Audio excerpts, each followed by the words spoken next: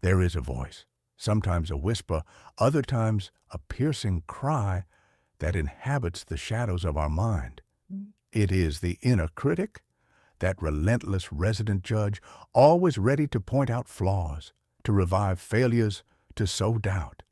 It feeds on our deepest fears and, if we are not careful, can become the conductor of a discordant orchestra that rules our lives, undermining our confidence and distancing us from the peace we so desire. Confronting it is not a battle to annihilate it, but a journey of self-knowledge to transform its role in our story. How many times have you found yourself paralyzed before a new project, an important conversation, or even a simple desire just by the fear of what that voice would say? You're not good enough. This will never work. Remember the last time you tried? These sentences, sharp as blades, cut our enthusiasm and confine us in a self-imposed prison whose bars are woven by the anticipation of error. But it is here that the wisdom of giants like Samuel Beckett resonates with disconcerting clarity. Ever tried? Ever failed? No matter. Try again. Fail again. Fail better. Beckett's phrase is not an ode to failure itself, but an invitation to resilience and continuous learning. The inner critic detests this idea. For it, failure is the final verdict, the irrefutable proof of our inadequacy. However, Beckett proposes a dance with failure, an acceptance that erring is inherent to the process of trying, of living. Fail better implies that each stumble carries a lesson, an opportunity to refine the approach, to strengthen the spirit.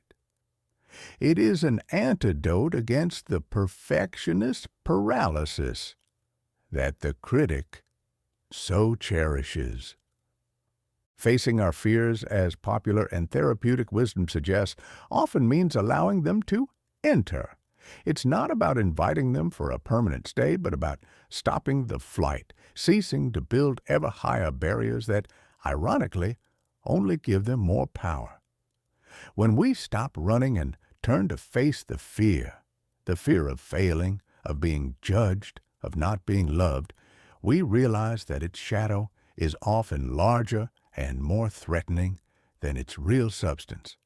Letting fear in is to observe it with curiosity. What is it made of? What message does it bring? Often, fear is just an echo of old wounds, of messages internalized in childhood, of past experiences that we project onto the future. The inner critic is the spokesperson for these echoes. At this point, psychoanalysis offers us a valuable tool: knowing what to do with your symptom. The symptom here can be understood as this critical voice, this paralyzing anguish, this repetition of self-destructive patterns. Psychoanalysis does not seek to eliminate the symptom as if it were an alien invader, but rather to understand it, decipher its language, understand its function in our psychic economy.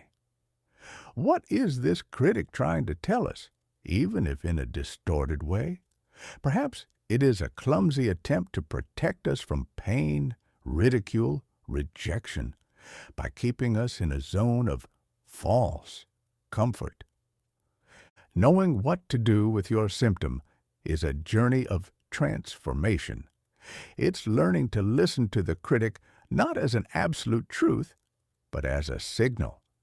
Instead of blindly obeying its commands or trying to silence it by force, which rarely works in the long run, we can begin to dialogue with it.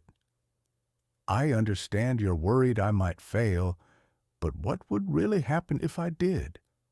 What could I learn? It's about redirecting the energy invested in self-criticism towards constructive self-analysis. It's recognizing the pattern and consciously choosing a different path. It is not about excising the critic, but perhaps re-educating it, transforming it from an executioner into a cautious advisor whose opinion we hear, ponder, but do not allow to dictate our final actions. And it is fundamental to remember, it is imperfection that makes us unique. The inner critic yearns for a sterile, unattainable, inhuman perfection. It relentlessly compares our journey with that of others, always placing us at a disadvantage. But the beauty of existence lies precisely in diversity, in the unique textures that our flaws, our scars, our peculiarities bring to the tapestry of life. A perfectly symmetrical painting may be technically correct, but it often lacks the soul that a wrong brushstroke or an unexpected color can impart. Our flaws are often the cracks through which our singular light can shine, where our authenticity manifests.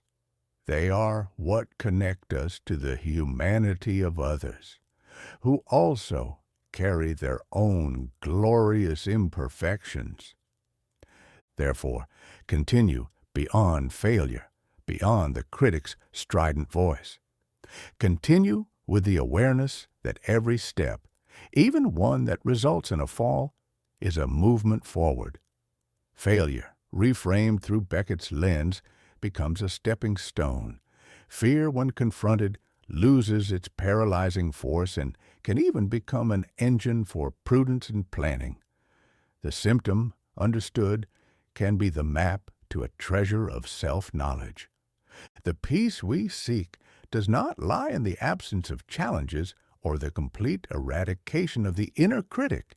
It blossoms when we learn to navigate the turbulent waters of our mind with more compassion and less judgment. When we recognize the critic's voice, thank its distorted attempt at protection, and gently affirm our decision to move forward, armed with the courage to try, the humility to fail, and the wisdom to fail better. The journey to disarm the inner critic is continuous, a daily exercise of self-listening and self-acceptance. It is choosing repeatedly kindness over harshness, curiosity over condemnation. It is understanding that true fulfillment is not in achieving an ideal of perfection, but in embracing the totality of our being, with its lights and shadows, and walking with the confidence that, even in failures, there is beauty, learning, and the promise of a new attempt. And in this process, we discover that the most important voice to be heard is not that of the critic, but that of our own resilient essence, which impels us to grow, to love, and to live fully, despite and because of all that we are.